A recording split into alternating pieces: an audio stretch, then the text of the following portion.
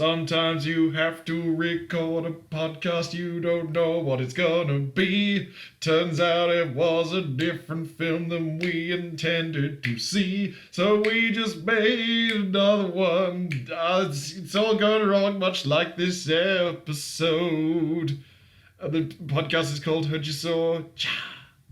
Why not? We're gonna get all up in this podcast. Yeah. Yeah, put that table in front of me. Yeah, give me that air of professionalism. Yeah, gonna do it. Gonna have ourselves a fucking podcast about a movie. Okay. So, before we even get into anything, I feel like we need to at least inform the viewer that the movie we just watched was actually the third choice Oh no, you're bringing this up. for two other forthcoming episodes, which I won't name what they are, because we want to keep a little bit of suspense. But they were like very different sorts of films. So it's been, we watched one and we got 15 minutes in and Shay's internet fell over, which was unfortunate. Because that film was Fucking incredible. Incredible 15 minutes. Look forward to that podcast because it will be 3-hour film. Oh, 3 hours. It was an incredible 15 minutes. There was a lot in there. It was oh my god. Yeah.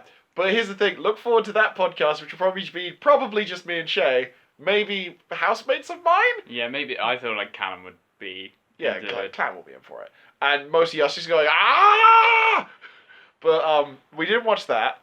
And then the backup film we went to was too intense and too deeply pointed and personal and unfriendly for the sort of, letdown of not being able to watch the film we'd intended to watch in the first place. So we went to the backup.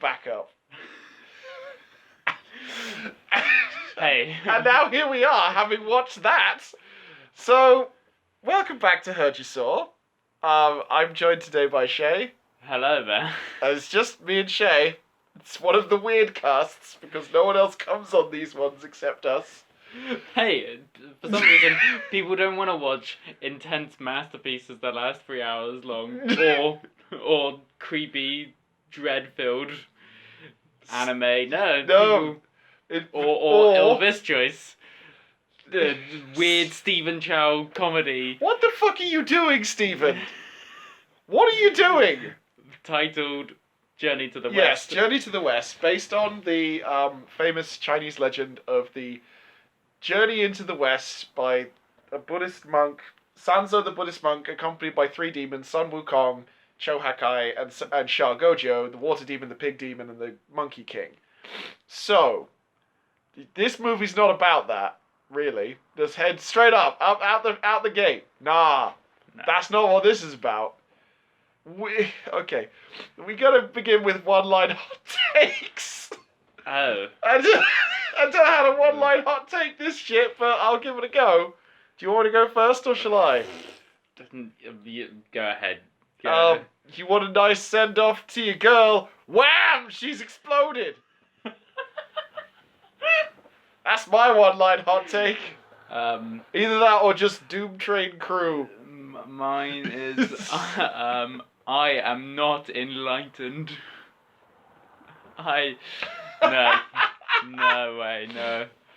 So this you cannot name greater and lesser loves, but I will say this is a lesser love for me. This film, this is definitely love is not even the right word. It's just lesser. There was a point where I felt like this movie was gonna stick the landing. There was a point.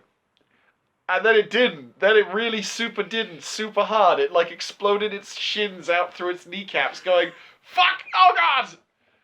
And then it was a prequel. It's a prequel.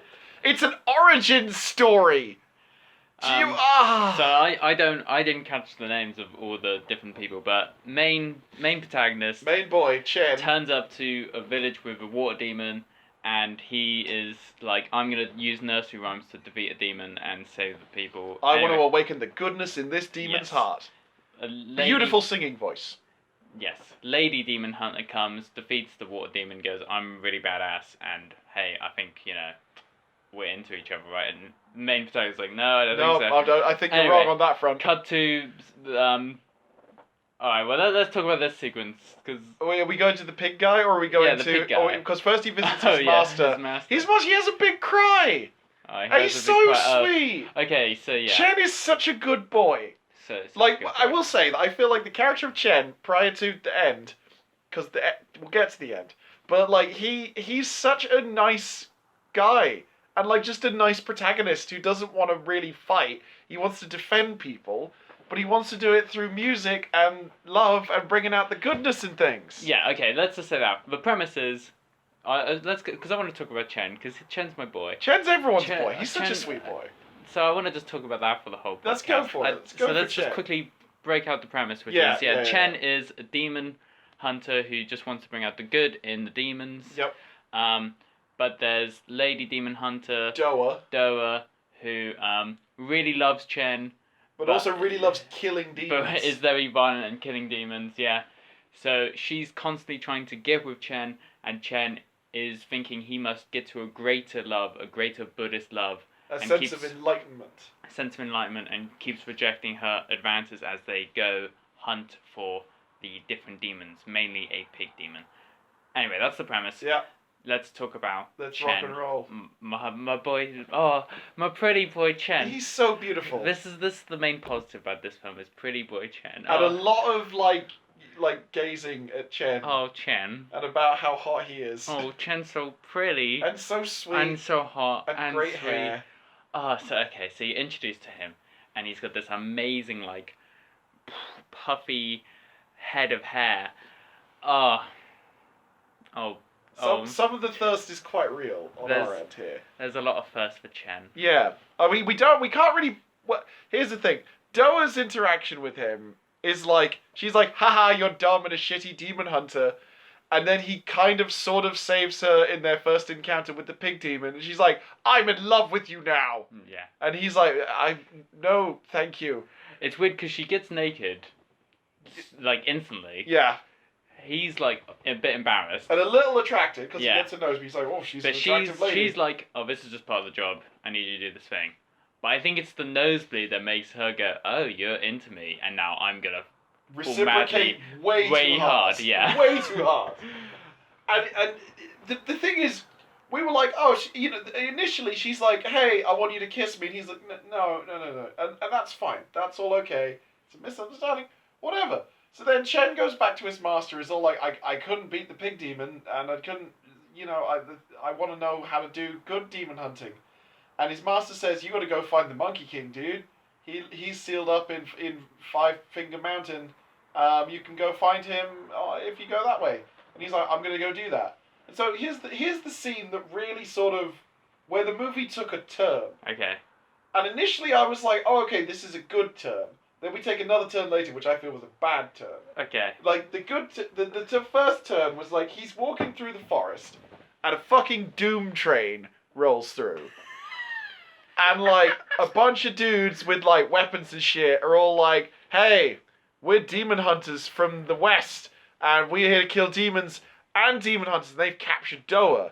And they're, like, just fucking murdering dudes, and there's fucking comedic amounts of blood flying everywhere, and they're gonna kill Chen, and she's all like, no, he's not a demon hunter, he's my husband. He's just a music teacher. And they're like, fucking prove that shit. And she's like, he's got a book of 300 nursery rhymes on his person right the fuck now.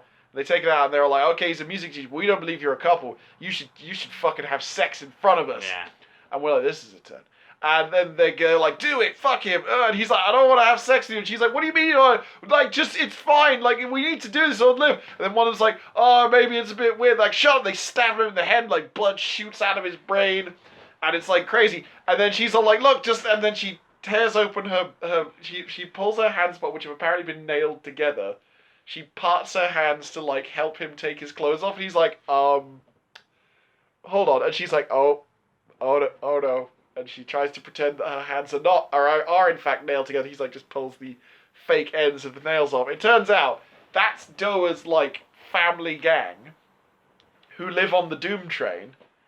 And that was all an entrapment thing to try and get Chen. Yeah, not cool, Doa. Yeah, not cool. Not cool. Not informed consent. Just like, hey man, just maybe come on a little more softly. Maybe have a conversation. I don't know. I mean, like, yeah. So that's the first term where I'm like, okay, this isn't actually going to be about, like, necessarily in the same way. It's not going to be about Chen trying to find his enlightenment and defeating the demons. It's going to be more focusing on the relationship between Chen and Doa. And I'm like, okay, that's a turn, but I'm kind of like, maybe if you handle this well, Stephen, if you handle this well, Stephen, this could be quite interesting. And then some hijinks happen. Chen does a sexy dance. Okay. Do you want to talk about the sexy dance? Yeah, because we like. Let me pour myself some more I was wine. like, I just want to break out the premise so we can just talk about Chen, because I don't care about the film. Tell you what, wait, before we go any further, can I just say, would you recommend watching this film? Yes, no? No. Okay, me neither. I'd be like, if you're a big Stephen Chow fan, maybe. It's... I think, yeah, if you like Stephen Chow's brand of humour, then yes, like... Kind of... Like, don't go out of your way to watch it, but... It's not Kung Fu Hustle. No. It's not Shaolin Soccer. But it's not CJ-17, or whatever the alien film is.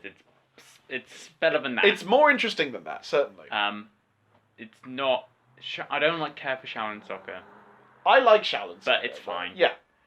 And this is below Shaolin Soccer. I will agree that, I like Shaolin Soccer more than you, but I would agree that this is definitely sub-Shaolin Soccer levels. I mean, this is more weird. Stop trying to change the subject. Yeah, talk about Chen and his sexy dance. Pretty Boy Chen. Pretty Boy Chen. God. Go off, Shay. Yes, okay, so as said before, he has a little cry about... He feels really bad that he couldn't save everyone, and you're like, oh, he's such a sweetie, because he just wants to save everyone. He does, he saved a baby. He saved a baby, but it wasn't enough. Oh, and it's so sweet.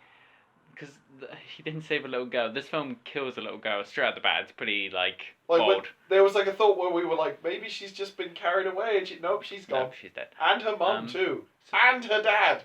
Whole family. Baby's alive, though. Yeah, that wasn't their baby. That was a different family's baby. Oh, was it? Okay. Yeah. I wasn't concentrating. He was pretty. Okay, so Chen gets captured by Doa and her gang and put in a jail, and Doa's sister goes, well, maybe he's not into you because you're not feminine enough. And it's a bit like, oh no, this is not great. But, so Doa's sister goes, I'll put this charm on you that all the moves I do, your body will copy. Yeah. So, I will say just before we go further, I will say while it's like sort of, oh, she's not very ladylike, I did quite like the what became a slight running gag of her going, the only thing that I know how to do is martial arts. Yeah. Like, I don't know flirting, I don't know femininity, I don't know basic human interaction, as is clear from this movie. Like, all she knows is, woo, woo. Which I found quite funny. And to be fair, I found, that scene was, kind of well done, and, because then it takes a comedic turn, oh, it's the not... fucking guy with the blood. The comedic turn isn't, look at her act feminine, and her kind of... Yeah, it's more about the situation itself. Yeah. And the hijinks. The hijinks. So, essentially, it goes wrong for some reason that we will get to. I'm sure Nick will want to talk about the bit. I want to talk about Bloodman. Yeah. It goes wrong for Bloodman reasons. Yes. We're seeding that for you. Oh, Bloodman was great! Look at him go! But the charm falls onto Chen, and Doa's other gang Doa leaves, and Doa's other gang comes in, but now the charm is on Chen. Yeah. So Doa's sister starts doing some sexy dancing, and I know it's supposed to be funny that Chen's doing this sexy dancing, but oh damn, the boy has moves. Oh fuck, it's really hot. It's very I'm just. It's just like so hot, and the two guys, you can't tell if they're I think they're supposed to be out, but they seem very much repressed, and they oh, it's too sexy, I can't handle it. Well, they even come back to the guy who played Taylor in Kung Fu Hustle. Yeah. The later Who's on a very coded queer in Kung Fu Hustle. Yes. But later on in the same film, when he meets Prince Important. Prince Important, yeah. And Prince Important is just wants to hit on someone. Yeah. And Doa rejects him. Her sister rejects him, so he hits on Taylor. And Taylor's like, I've never been with a man before, but be gentle with me. And it's clear that his experience with Chen has woken up something inside of him, which I'm like, that's alright. That's nice. Chen Chen brought the goodness out with his He sexy... taught him the greater love. So maybe just try and find that clip on YouTube of Chen dancing. Oh yeah, that I would highly recommend. I would say that, like, up until, like, the third act, this movie is entirely worth watching. It's alright. Yeah, it's, like, it's not amazing, but it's like, if it's on TV, it's never going to be on TV in the West. What am I saying? Jesus, imagine this we on, watched like, a film terrible dub Oh. version. That was the only available version. It didn't help the experience, but equally... I mean, Stephen Chow's films are very, very Doa physical. sounded like Lindsay Ellis, which is well, that's the closest voice comparison. Why won't he? I can't. That was coming out as fucking like Jerry Seinfeld. Why won't he marry me? What's the deal with these demon hunters? They want to be so enlightened. I want to defeat a pig demon. Our Seinfelds are not good. No, it's been a night. You know, It has been a night. I'm drinking wine. That's what I'm doing. So, like, yeah, this is the thing though. I was all about, like, right up until the point when fucking random animal kung fu man. Yeah, so Chen's hot and sweet and innocent. And Yeah. I just want to say he's sweet and innocent, and he's very much in that same Stephen Chow kind of sidekick kind of way of being, like, kind of dumb, but being sweet about it. Being good-natured. He wants to do good. He's good-natured, but he's a bit dumb at the same time. A little bit, like, naive, I feel. A little bit naive, yeah. And he trusts his master even though his master might be a little bit of a charlatan. Maybe? Query? Yeah. You want to eat this goose leg? No. I do not. But the thing is that, like, I'm like, okay, so maybe this is going to be him going on his journey to find the Monkey King with Doa and her gang of supporting characters, including Bloodman. So Bloodman, I have to talk about Bloodman because this is a great little running bit. Yeah, you set it up that, so when they pretend to capture Chen, that they cut someone's head open and blood spurts out. In comedic, comedic, shooting everywhere, like, you know, fucking 3 feet of blood. In comedic, old Quentin Tarantino would have an erection for spurting boner. So after, sorry, no, not spurting blood, not spurting. boners. I'm still thinking about Chen. Are you spurting boners right now, Shay? It's just everywhere. So after Chen has figured out that it's all a trick, and they lock him in the wooden cage, Doa and her gang sit around and have a little meeting. Mostly Doa to just give out about how Chen doesn't like me. They have a debrief of what. Just like, so, none of that worked. And during it, there's one guy, the guy who got his head split open, the blood jets on his body are just constantly going. And they're like, can you turn that off? He's like, no, it's broken. I can't get it off and it won't shut off. Which means in every scene he's in, moving forward, he's just shooting blood in all directions. It's fucking hilarious. Like, it's really good. And they're discussing Chen's character. And he says, the thing is, though, he's a good guy, but he's clearly a bit dumb. And Doa says, is he dumber than you? And he sits there, goes, as blood, like, just going everywhere. And he goes, yeah, he's dumber than me. And you're like, oh, this is... Like, that was great. Like, if it was a movie of just Chen trying to do the good thing and Doa and her shitty gang following him around, like fucking Team Rocket style, trying to nab his Pikachu, i.e. his dick, and, like, you know, doing all that. When I do some thirst, it's bad. But when Shay's all like, I just want to think about Chen and stream bonus everywhere. My boner comment was accidental. Oh, it's because I've got the intention to talk about Chen's dick. You just like Pikachu. You gotta capture that Pikachu. Pikachu! Oh, Jesus. Okay, yeah, so continue with your point.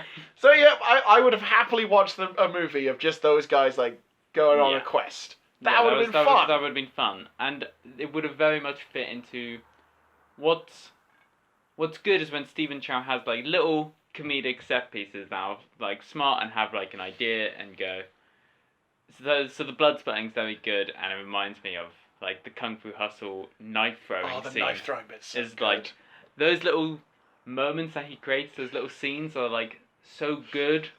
He lifts up a box of snakes and just throws snakes all over Sing. And Sing's like, Come on, man. But the problem is it's not that. It's not that. So they get attacked again by the pig demon. They use their air-powered doom train to try and run away. And I actually really like this bit, is that, like, they're going to get crashed into by the pig demon, and then Doa's all, like, shoves Chen out of the doom train to save him. And then the doom train gets fucking destroyed, and everyone's like, oh my god, I'm so badly hurt. And he runs up and he grabs her, he's like, oh my god, oh no, say something, oh god. She's like, fucking got you. You do care about me, you fucking little bitch. And he's all like, what Don't call Chen a little bitch. Yeah, Leave him but alone. she would. She would, yeah, She but would. I wouldn't. I know Chen. you, yeah, but I'm not you. I want to take him gently into my... Just cradle into him. my bosom. Just be like, it's okay, buddy. It's okay, Chen. You saved a baby. You did save a baby. Anyway, sorry, Yeah. continue. And, like, that was also a nice moment. I was just like, yeah, okay. This is still in, like, the hijinks, kind of like, that's the dynamic that I want for this movie, of, like, Doa trying to fucking play weird mind games and Chen being like, no. And then eventually they come around and, like, he'd learn to see her properly for a person, and, like, she'd learn to stop being quite such a fucking ridiculous consent. What? That person, which would be nice. But unfortunately, at that moment, 3 other random martial arts masters wander into the movie. So we've got Animal Kung Fu guy. Yeah. Big leg. The Bigfoot guy. Bigfoot man. Bigfoot, tiny foot. Yeah, little wee babby foot that's He's got like a little wee babby foot, but when he wants, he can like just change it into a huge giant foot. And the best addition to it, Prince Important. Prince Important, who was great. Or, as introduced in the English dub, he goes, I am Prince Impotent. No, Prince Important. I'm important for my impotence. Yeah, he gets so confused between... And he's got a group of shitty grandmas who he dragooned into being his flower girls, who are like, are you going to pay us? He's like, yeah, I'm going to fucking pay. Stop throwing the petals. What do you say? Don't you need to cough? He's like, yeah. Like, what does that mean? You want us to stop or do you want us to start? You weren't very clear. Like, that was nice little comedic bit. Yeah. And I'm like, that's also fine. Unfortunately, Chen just goes, fuck all of you, I'm leaving, and just fucks off on a journey. Yeah, he does the one bad thing where he almost slaps Doa. He almost slaps Doa because she tore up his book of nursery rhymes. Yeah, and it was like, oh, yeah, Chen, buddy. I know you've had a rough. He 24 didn't do hours. it, but also just a friend is bad move, Chen. I mean, during this apparently 24-hour period, he fought a water demon which ate like quite a few people, including a mother and child. He had a big cry about that. He then fought a pig demon and was unsuccessful in killing it. He then got fucking gaslit into almost having sex with a lady in a glade in front of her gang. Then he got pushed out of a train, thought that she was dead, turns out she wasn't. And then she tears up his lovely book of nursery rhymes that, his whole reason for being a demon hunter. So I'm not endorsing the fucking he might slap her, but I'm he'd been pushed a long way. I don't want to judge Chen's character based on this one moment of weakness, which I'm like, hey man. Yeah, I think it's more me just saying sometimes Stephen Chow doesn't He's quite happy with throwing some punches at women. Not in oh, that sounds bad. Oh. Jesus. He's very equal opportunity in his slapstick. No, I was more saying sometimes he doesn't quite. No, when there's moments in Stephen Chow films where women get hit because they're fighting and stuff. Yeah. But that was very much a different moment. That's of, part of an emotional reaction rather than a fight slapstick thing. Yeah, and at least everyone reacts to kind of oh. Yeah. And yeah, I guess it's more me alluding to sometimes Stephen Chow has some problematic moments. Really? You might say that's a bit bad. You might say he's a bit of a fatphobic maybe sometimes, maybe. Does like to make some fat jokes. He does like to make some fat jokes. He's also got some weird... He's not here's the thing about... Here's a question for you. How do you feel about Stephen Chow's queer theory as applied to his movies? That's a really odd question. It is an odd one because he's often has queer-coded or openly queer characters in his films. Yeah. And he uses them to make jokes, but the jokes aren't always necessarily, being queer is funny. But then again, it sometimes is. Yeah, it's very Yeah, odd. it's hit and miss It's in terms of not being kind of. because I really like the tailor. Yeah. In Kung Fu Hustle. I like Taylor. He's a Really sweetie. sad when he died. Oh, I know, it is really sad when he dies. But also, what's like part of the joke is like, oh look, he's quite effeminate, but also then he's extremely masculine when He's all like, down to it. Yeah. with his. And that's so you're supposed to kind of find that funny, but also it's kind of empowering to be like, oh look at this. Yeah, Quite- he can be very comfortable with himself and be effeminate and Exactly, yeah. tearful and emotional and all the feminine quote unquote qualities that go along with that. But Yeah. equally, when he needs to put foot in ass, he can do Yeah. that. And like even in this film where like the tailor once again like Yeah, has some troubles with Chen dancing, but then goes, actually, you know what? I'll go out with you, Prince. Important. It's yeah. like, okay, I'll sure. date a man. Like, Why not? And you could take that as like sort of, oh, it's meant to be funny that this man would want to date a man.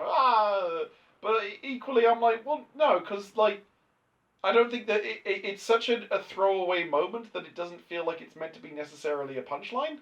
yeah, And it's just sort of like, I wouldn't say that Stephen Chow's movies are necessarily homophobic. I would say Yeah. that they are sometimes problematic with the ways that they, like, there's that, you remember the bit with the sequence with the eggs in Shaolin Soccer? no, I really don't remember that film at all. Oh, okay, there's a repeated joke where one of the things that they have to get Mighty Steel Leg, which is Stephen Chow's Okay. character. He has to learn to control his kick power. Okay, So the coach has him like doing hacky sack with an egg okay, to like learn to control his power. Because if you can't do it without kicking the egg to pieces, then he can't do it. And the thing is that his brother, who's the fat guy, who's in basically every fucking Stephen Chow movie, and he really likes raw eggs. okay. So anytime Mighty Steel Leg breaks the egg, he immediately runs over and tries to eat it. So when he goes on his foot, he like attacks his foot and starts trying to eat his foot. At one point, he kicks the egg and it goes into the mouth of one of the other monk brothers, Okay. and the fat guy just jumps on him and just like on his mouth, and you have him like his hands grasping the grass underneath him, and this kind of it's passionate, and they do that joke twice, and you're just like, all right, this is like, come on now. It's all like, oh, it's funny. It's like they're being romantic, and I'm like, that's not really.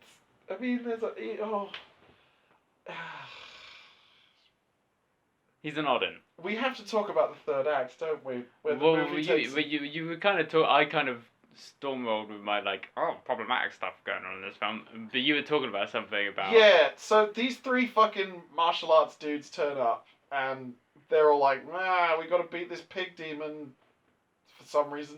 Well, it's a pig demon, so what are you gonna do? Chen's all like, fuck it, I'm leaving, you tore up my book, I hate everybody, I'm gonna go find the Monkey King to learn how to beat demons in a non-violent way. So he goes on a big walking montage, and finds his way to Five Element Mountain. He solves a puzzle. We're not fully sure what the puzzle was, but we saw him solve it.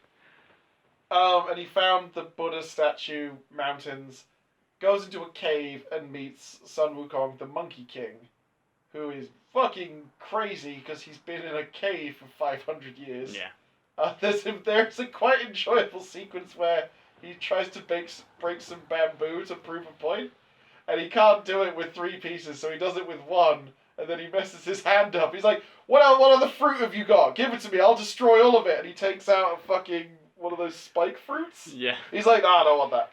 Like, no, you said you I wanted know, that's it. what I mean, like, Chen's very, like, kind of that dumb, sweet, like, oh no, you wanted to break it in front of me. Like, Yeah, he's not doing it. do you not to wanna trick break me. He's my like, oh fruits? no, you really wanted to do it. Yeah, you said I'm you were here going to to smash this help. fruit. Come on, here's the thing. And basically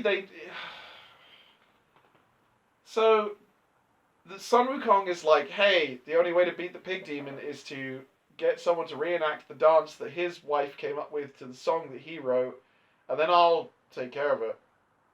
Ambiguous, but you're like, oh, okay. And so then Doa just appears, because why not?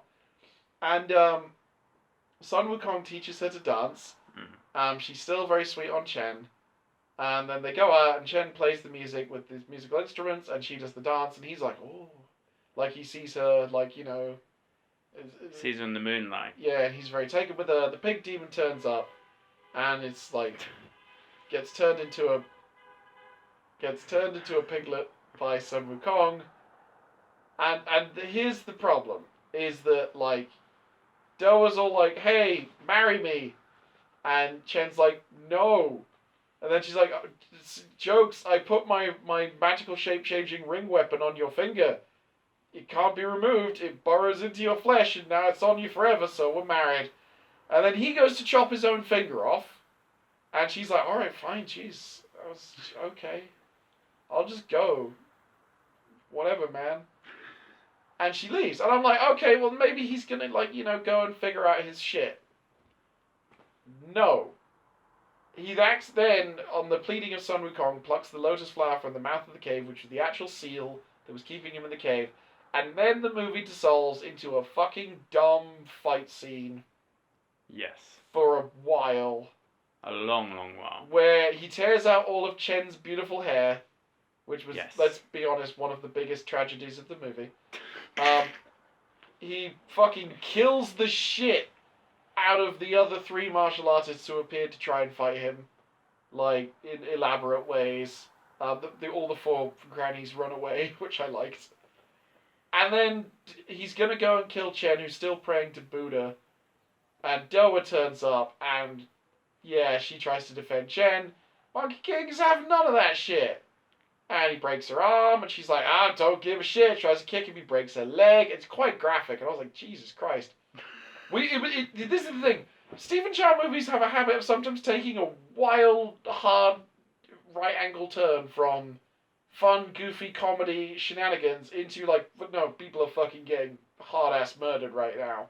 Like, It's unpleasant, you know, how these people are getting wrecked up so bad. And then Chen, like, channels the power of Buddha, summons a big Buddha mountain. The Monkey King smashes the mountain. Turns out that was not the thing. It was actually, like, Space Buddha, who Buddhist palms the fuck out of the continent, I can only assume. Yeah. And then he puts the shape-changing ring, which... Alright, which is... So yeah, wait. Doa is dying. Yeah. And before Chen achieves enlightenment to summon Buddha, she says, do you love me? And he's all like, yes. And we're like, why? What? Because she's dying? What? This doesn't feel like a logical conclusion to the interaction between these 2 characters, but go off. And she's like, how long will you love me? And he goes, I'll love you for 1,000 years, no, 10,000 years. And she says, in I think arguably best line of the fucking movie. Best line. Don't love me for 10,000 years. Just love me now. Oh, it is a good line. It's a fucking great line. It's a shame that the arcs didn't really earn it. There was a good movie in here. I feel like...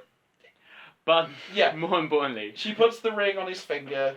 He gets enlightenment. He's able to channel... Oh, sorry, yeah. No. Oh, she dies. Yeah. In his arms. He's very sad. Monkey King picks her up, throws her corpse into the sky where she explodes. Yeah. He, like, fucking nukes the shit out of her. Sure. It was... A great way to undercut that tragedy with something really weird, because it isn't funny. It's not funny. It's quite grim. It's really grim. Yeah. Anyway, he gains enlightenment because he's felt the massive pain. Yeah, he understands what love is now that he understands what loss is or something. Yeah. He summons Space Buddha, and Space Buddha slaps the shit out of Monkey King.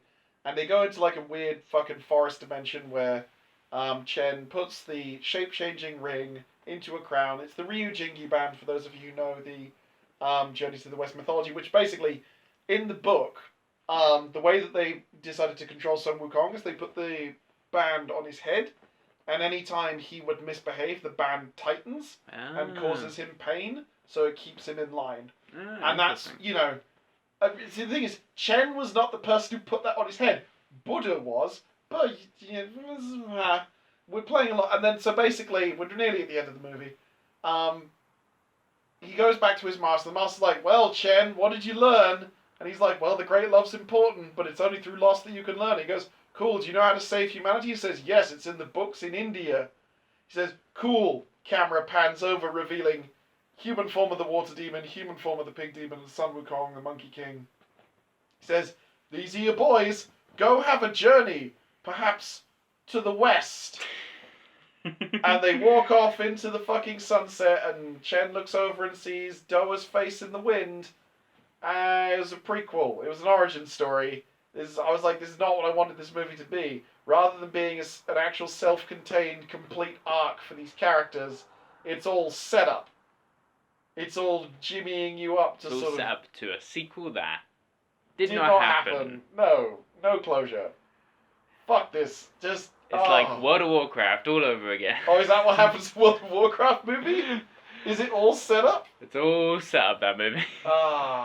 Damn. Does it end with a subscribe now to see the ending at worldwarcraft.com? No, it ends with a title card saying, we at Blizzard made a mistake. We shouldn't have hired Duncan Jones. Oh. But I like World of Warcraft. I liked it. Well, in a weird way. Anyway. Journey to the West. Yeah. So... Fucking no. Here's the thing that happened in Journey to the West. Yeah. Which will lead into my point, is that during the final battle scenes in the third act, they use music from God. Kung Fu Hustle. They do. And it's like, oh, that's that music from Kung Fu Hustle. It's a really good track. It's a great track. Like, it's arguably the best track on the Kung Fu Hustle soundtrack. However, you can't just throw that in. Especially if you're Stephen Chow. Yeah. Like, people are going to go, oh, that's from your masterpiece, Kung Fu Hustle. The one that everyone really likes. The one that literally put you on the map on the world stage. On the world stage, and as a director, I guess. Yeah. Well, as a big... Because here's the thing. Okay, Kung Fu Hustle.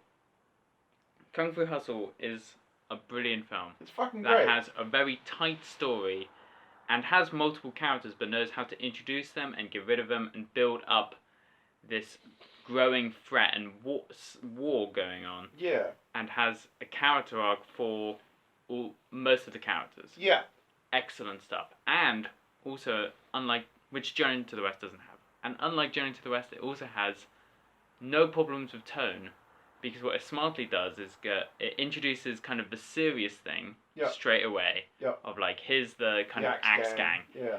And then so as the Axe Gangs throughout the film get more and more disheveled and sweaty and like less clothes and beaten more up by stuff. Yeah, it becomes funnier and is all the different funny characters get introduced into that serious world. Yeah, and equally you have a character like the Beast. Yeah. Where the Beast is, the most dangerous martial arts killer who lives in the asylum in a room full of blood. And but the twist on that is he's just a dude who's wearing some flip-flops. He's like, yeah. What? It knows how to... It has a perfect balance of tone, and the tone doesn't wildly flip, because it's always kind of cartoonish, but also serious at the same time. It's like there are real stakes in this world, and the comedy is still a part of that. The world is serious, but it uses cartoon logic. That's a very good way to describe it. But... This film sometimes uses... funny bits, sometimes it then just goes, by the way, everyone dies and it's really horrible and you're like, oh god. It's really grim. Like, the way that some people die, this is fucking grim. Like, fuck it, the big foot guy, he goes to stamp on the Monkey King, and Monkey King just goes, meh, and punches a giant fucking hole in his giant foot, and then yells at him and burns him to a skeleton, which is then obliterated. No, that's what he does to no, he does it both at the same time. He does it to, Prince Important also gets the yell burn into a skeleton thing. Jesus. And the way he takes Doa to pieces was genuinely really upsetting. Yeah. Like, because even though she's kind of, like, a bit messed up, I liked Doa as a character. Like, she's literally the foil. She's, the second, lead supporting actor in the piece. And she gets fucking taken to pieces and then exploded. And I'm just like, Stephen, what happened? Did you have a bad day? You can't spend, like, most of the movie building up the relationship between these two characters. And then it's... Not really building, just repeating the same thing over and over again. Kind of. I mean, I want to, like... I think, like, this is the thing. This is why I think that the pivotal scene with the Doom Train is where it lost its way. Yeah. Because I think if you'd kept on the tracks definitely. that was on... The tracks of the Doom Train. Yeah, you like that? You like Yeah, that? I A little bit of train-based humour. If you kept on that particular route of where those characters were going at that point, like, Chen is very naive, but he's going to hang out with some sort of, like, quasi-street smart, like, grifters, and they're going to help him learn a thing or two about the world, and equally, Doa is going to learn to respect Chen's boundaries, and, like, actually he's going to come to appreciate her for who she really is, rather than her just throwing at herself at him like a fucking mad person. Yes. We didn't get that because the movie goes off in a fucking stupid different direction. And I know I'm going to say up front, I know it's not necessarily fair to judge a movie on what we want it to be rather than what it was. But equally, that would have been much better and more engaging. Maybe a bit less fun. You could have done comedy because you had a troupe of comedy actors being a bunch of comic relief comedy people. Comedy.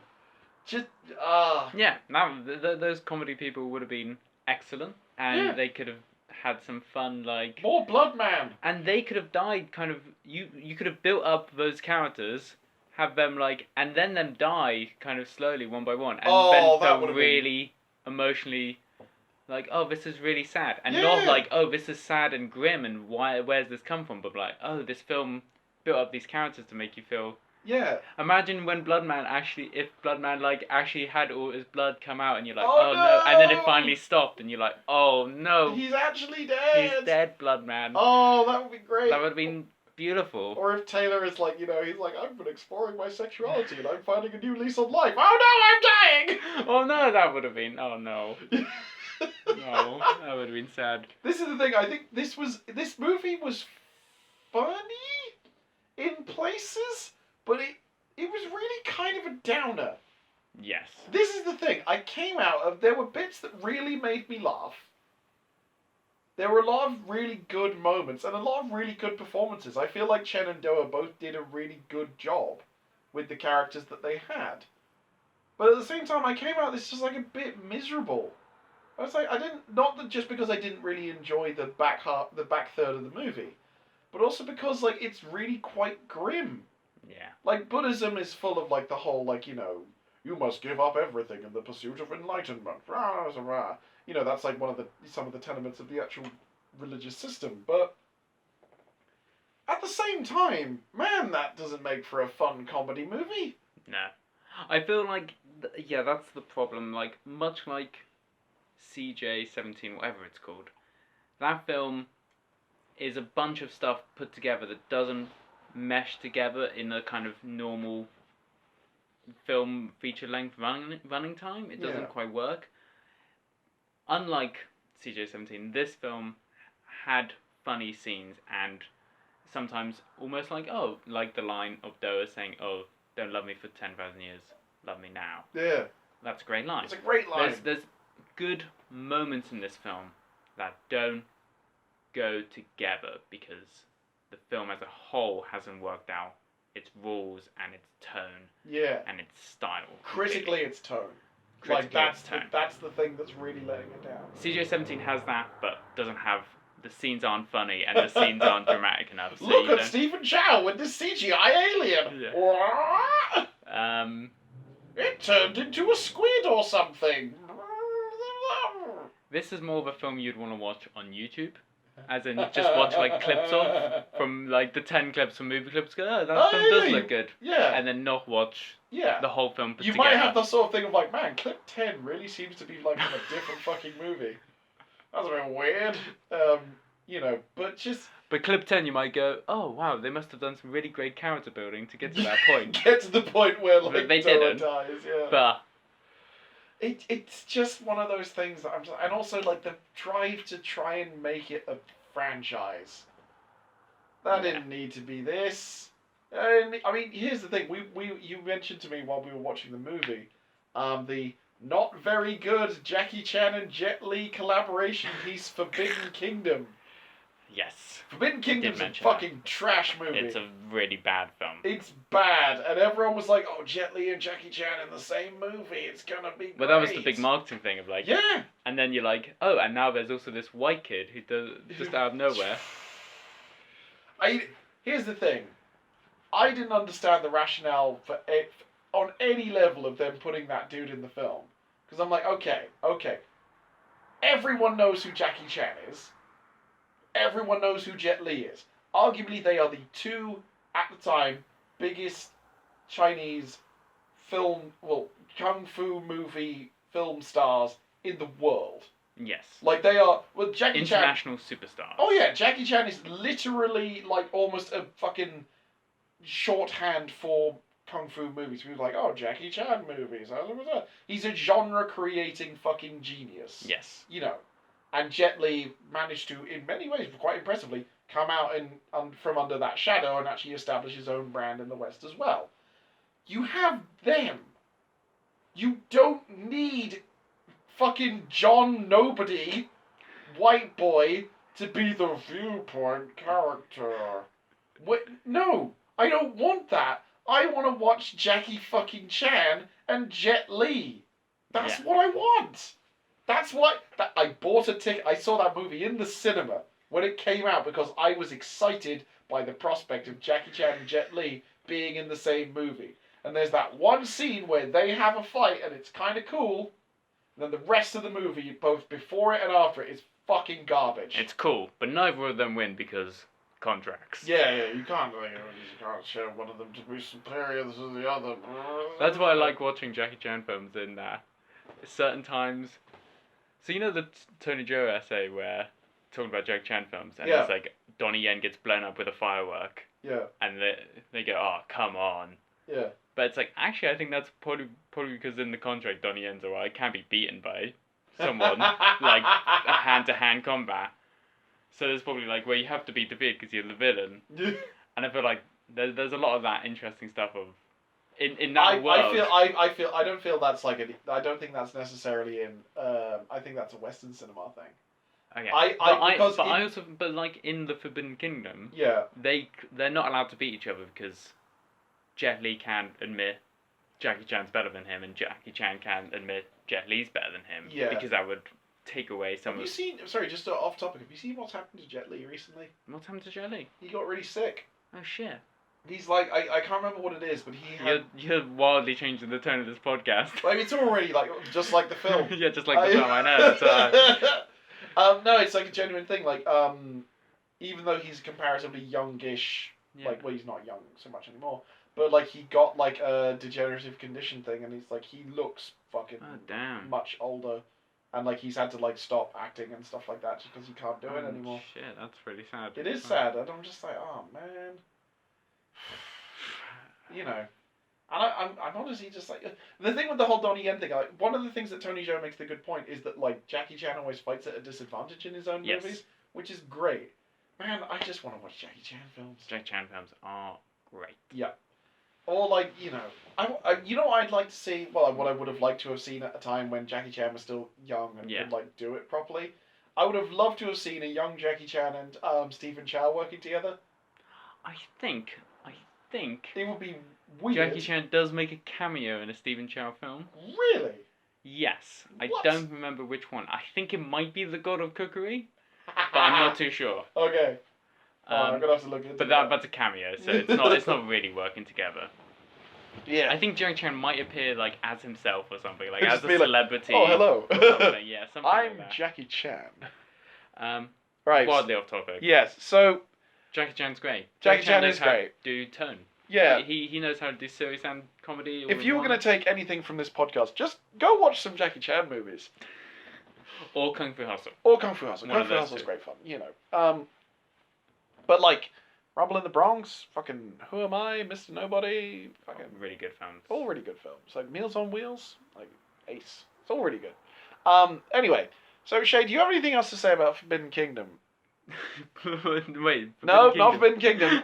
Journeys to the West. That's a whole other podcast. Yeah, that's a whole other. We're not. Yeah, I'm just gonna say up front, we're never doing a No, we're Forbidden never Kingdom. gonna watch I don't that. want to watch that movie. That movie I've sucks. seen that film twice, so I don't know. That's more than I saw it once in the cinema and was I walked out going, that was fucking bullshit. I watched it when I was a young kid, and I liked it because Jack Chan was in it. And then I watched it when I was older. I was like, oh, this is a bad film. Yes. Um, I was like, what? When that movie came out, I was like, what, 15 or something like that? Old enough to. I was like, well, I'm younger than you. Yeah, I'm like 4 years older than you, so. I was like 11 or 12. Okay, yeah, guess so 12 I when was it like. came on DVD. Yeah, I was like 15, 16 or something like that. I saw it in the cinema. I watched it and I came out and I saw it with some friends and they were all like, oh, it's kind of okay. And I was like, that was fucking bullshit. Like, I was really cross. I think I remember going home and I was like, did you enjoy them? I was like, no! I didn't! It was bullshit! It's like, I even remember saying, who the fuck was that guy? I don't know who he was, but I hope he went on to have no career. He does look familiar, that guy. I remember him. His name's fucking like Chad Broman Worthington Jones. He's not a Chad. The whole point of the film is that he's not a Chad. You know, is he a beta cuck? He's a beta and he learns to be a Chad. Do you not know the arc of that film? It's like a shit version of Bulletproof Monk. That's what it is. Now that's a film. That's a fucking great movie. Sean William Scott learns to do kung fu by watching kung fu movies. Why do hot dogs come in packages of 10 while hot dog buns come in packages of just 8? What's the... Wait, I don't know this quote. It's What are from you doing? Bulletproof Monk. Why are you doing racist accent? That's how Chow Yun-Fat says it. Okay. The reason I know it sounds like that is for a period in university, a friend of mine had that as his message alert on his phone. Because we used to get stoned and watch Bulletproof Monk every so often. It's fucking great. But that's the meaning of life. And... Okay. Yeah, like that. Do you not remember this from the movie? No, I don't Oh remember man, this. it's like It used to play on E4 a lot. And I used to just watch it. No, Chow Yun-Fat takes Sean William Scott under his wing, and he's like, "Are you going to teach me stuff like the meaning of life?" He goes, "Ah, yes, the meaning of life. Why do hot dogs come in packages of 10 while hot dog buns come in packages of just 8?" And Sean William Scott's like, "What? Like market forces? What? Like what?" And at the end of the movie, he asks this question. He goes, "It doesn't matter. Just be happy with what you have." And Chow Yun-Fat's like, "Ah, you got it. That's the meaning of life." And I'm like, that's bullshit movie. On the upside, that movie does have like magical kung fu Nazis. So It's pretty fun. yeah, it's great. All right, so back to Forbidden. No, Journey to the West. Journey to the West. This movie was poop. I didn't like it. I mean, it was. The thing that bothered me more about it wasn't this movie was bad. It's that there was clearly a good movie in there. And I'm annoyed at writer, director, producer Stephen Chow for not doing a better job. I'm like, Yeah. I know you're capable of better than this. But I also know he's capable of worse.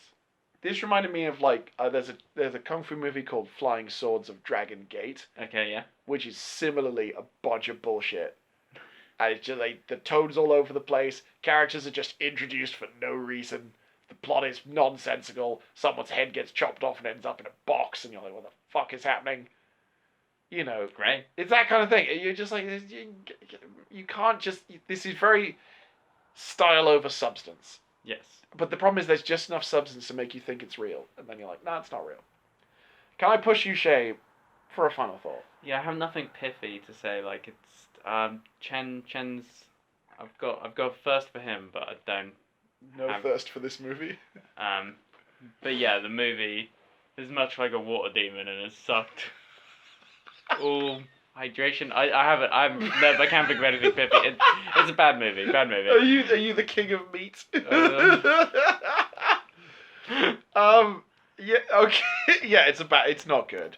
Steven, I love you, buddy, but you're really. Have we talked for 55 minutes We nearly? went on a lot of tangents. Oh Jesus! We need to stop doing the long casts. That's our problem. My final thought is: don't watch this. Watch other movies. That's a better choice. This will go up at some point. Bye. I need to get a sign off, but I don't have one. Ha ha.